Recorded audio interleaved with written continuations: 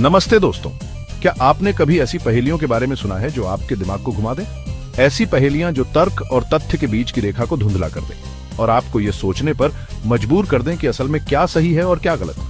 आज हम आपको दिखाने जा रहे हैं कुछ ऐसे ही माइंड बेंडिंग पैराडॉक्सेस। ये वो पहेलियां हैं जो सदियों से दार्शनिकों और वैज्ञानिकों को उलझाती रही हैं और आज भी इनका कोई संतोषजनक जवाब नहीं मिल पाया है। तो तैयार हो जाइए अपने दिमाग को एक नई दिशा में ले जाने के लिए, क्योंकि आज हम आपको ऐसी दुनिया में ले जा रहे हैं जहां तर्क का कोई मतलब नहीं है और जहां उत्तर आपको और भी सवालों की तरफ ले जाते हैं। चलिए शुरू करते हैं एक ऐसे पैराडॉक्स से जो सदियों से लोगों को उलझा रहा है, द लायर पैराडॉक्स। कल्पना कीजिए कोई कहता है मैं झूठ बोल रहा हूं। अब सोचिए, क्या यह कथन सच है या झूठ? अगर यह कथन सच है तो इसका मतलब है कि वो व्यक्ति सच में झूठ बोल रहा है, जो कि विरोधाभास है। लेकिन अगर यह कथन झूठ है तो इसका मतलब है कि वो व्यक्ति सच बोल रहा है, जो कि फिर से विरोधाभास है। द लायर पैराडॉक्स हमें दिखाता है कि कैसे भाषा और तर्क के बीच एक अजीब सा संबंध है। यह हमें यह सोचने पर मजबूर करता है कि क्या सच और झूठ की कोई निश्चित परिभाषा है भी या नहीं। यह पैराडॉक्स हमें दिखाता है कि हमारी सोच की सीमाएं कहां तक हैं। यह हमें यह भी दिखाता है कि कुछ सवालों के जवाब शायद कभी नहीं मिलेंगे और शायद यही बात उन्हें इतना दिलचस्प बनाती है। द लायर पैराडॉक्स एक सरल सा वाक्य है, लेकिन यह हमारे ब्रह्मांड के कुछ सबसे बड़े रहस्यों को छूता है।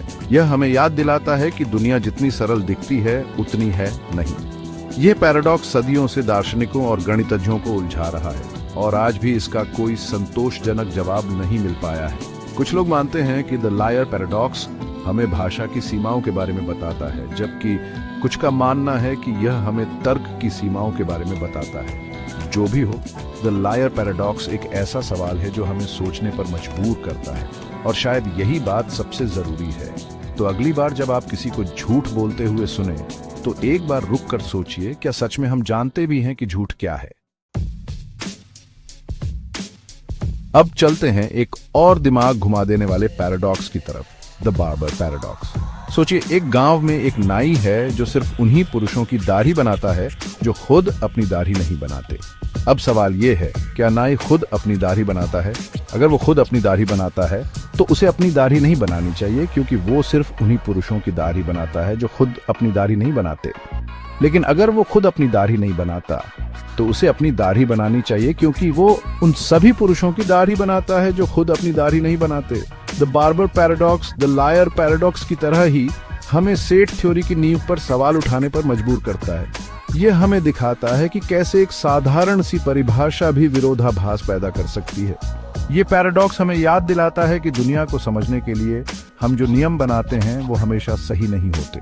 कभी कभी ये नियम खुद ही टूट जाते हैं और हमें इनके पीछे की असलियत को समझने के लिए नए नियम बनाने पीढ़ी देते हैं। द बार्बर पैराडॉक्स एक मजेदार पहेली है, लेकिन यह हमें गणित और तर्क की गहराई में भी ले जाती है। यह हमें दिखाता है कि कैसे एक छोटी सी गलती पूरी प्रणाली को ध्वस्त कर सकती है। यह पैराडॉक्स हमें यह भी सिखाता है कि हमें अपनी सोच में लचीलापन रखना चाहिए और हमेशा नई संभावनाओं के लिए तैयार रहना चाहिए। शायद द बार्बर पैराडॉक्स का कोई आसान जवाब नहीं है, लेकिन ये हमें यह याद दिलाता है कि दुनिया रहस्यों से भरी हुई है और हमें हमेशा नई चीजें सीखने को मिल सकती हैं। तो अगली बार जब आप किसी नाई की दुकान के बाहर से गुजरे तो एक बार रुक कर सोचिए, क्या वाकई में वो सभी पुरुषों की दाढ़ी बना सकता है? चैप्टर 3। अब चलते हैं एक ऐसे पैराडॉक्स की तरफ जो पहचान और बदलाव के बारे में सवाल उठाता है, द शिप ऑफ थीसियस। कल्पना कीजिए, एक जहाज है जो धीरे धीरे पुराना हो रहा है। समय के साथ जहाज के पुराने हिस्सों को नए हिस्सों से बदल दिया जाता है। एक दिन जहाज के सभी पुराने हिस्सों को नए हिस्सों से बदल दिया जाता है। अब सवाल ये है, क्या यह नया जहाज वही पुराना जहाज है या यह एक बिल्कुल नया जहाज है? अगर यह वही पुराना जहाज है तो क्या होता है जब हम सभी पुराने हिस्सों को फिर से जोड़कर एक नया जहाज बनाते हैं? द शिप ऑफ थीसियस हमें यह सोचने पर मजबूर करता है कि किसी चीज को उसकी पहचान क्या देती है। क्या यह उसके हिस्से हैं या यह कुछ और है? यह पैराडॉक्स हमें यह भी सिखाता है कि बदलाव एक निरंतर प्रक्रिया है और शायद कोई भी चीज हमेशा के लिए वैसी नहीं रहती जैसी वो पहले थी। यह पैराडॉक्स हमें अपने आप से भी सवाल पूछने पर मजबूर करता है, क्या हम वही इंसान हैं जो हम 5 साल पहले थे, 10 साल पहले? क्या हमारे विचारों, हमारी यादों और हमारे अनुभवों ने हमें बदल दिया है? द शिप ऑफ थीसियस एक दार्शनिक पहेली है जिसका कोई आसान जवाब नहीं है। यह हमें याद दिलाता है कि दुनिया जटिल है और हमें सरल जवाबों की तलाश नहीं करनी चाहिए। यह पैराडॉक्स हमें यह भी सिखाता है कि हमें अपनी मान्यताओं पर सवाल उठाते रहना चाहिए और हमेशा नई चीजें सीखने के लिए तैयार रहना चाहिए। तो अगली बार जब आप किसी पुरानी चीज को देखें तो एक बार रुक कर सोचिए, क्या वाकई में वो वही चीज है जो वो पहले हुआ करती थी। चैप्टर 4। अब चलते हैं एक ऐसे पैराडॉक्स की तरफ जो समय यात्रा की संभावना पर सवाल उठाता है, द ग्रैंडफादर पैराडॉक्स। कल्पना कीजिए आप समय में पीछे जाकर अपने दादाजी को मार देते हैं इससे पहले कि आपके पिता का जन्म हो। अब सवाल ये है, अगर आपके दादाजी की मृत्यु हो गई तो आपके पिता का जन्म कैसे हुआ, और अगर आपके पिता का जन्म नहीं हुआ तो आपका जन्म कैसे हुआ।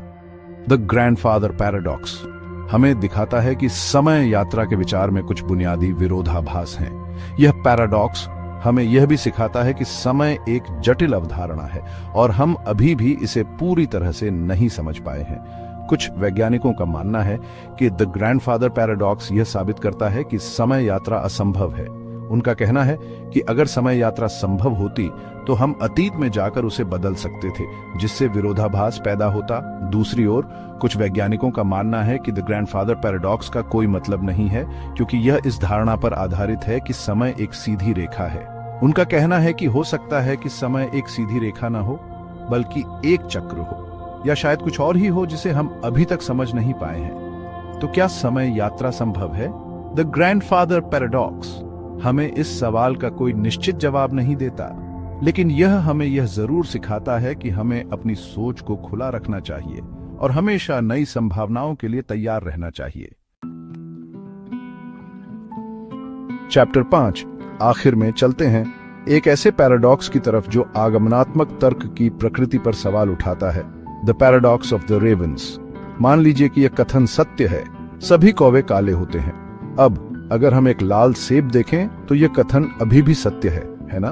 The paradox of the ravens ये कहता है कि एक लाल सेब को देखकर हमें सभी कौवे काले होते हैं।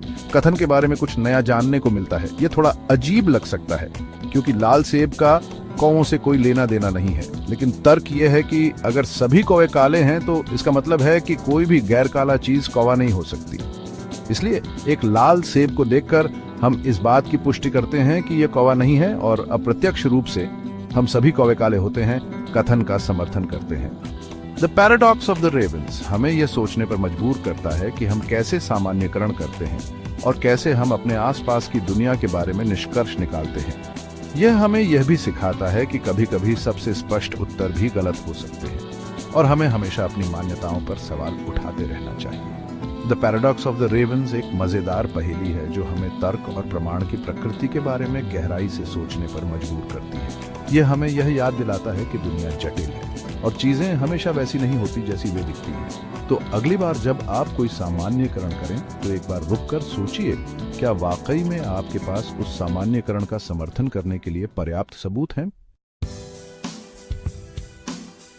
तो दोस्तों, ये थे कुछ माइंड बेंडिंग पैराडॉक्सेस जो आपके दिमाग को घुमा देंगे। उम्मीद है कि आपको ये वीडियो पसंद आया होगा और आपने कुछ नया सीखा होगा। याद रखें, ये पैराडॉक्सेस सिर्फ मजेदार पहेलियां नहीं हैं, बल्कि ये हमें सोचने पर मजबूर करते हैं, अपनी मान्यताओं पर सवाल उठाते हैं और दुनिया को एक नए नजरिए से देखते हैं। अगर आपको ये वीडियो पसंद आया हो तो लाइक और सब्सक्राइब करना ना भूलें और कमेंट में बताएं कि आपको कौन सा पैराडॉक्स सबसे ज्यादा पसंद आया।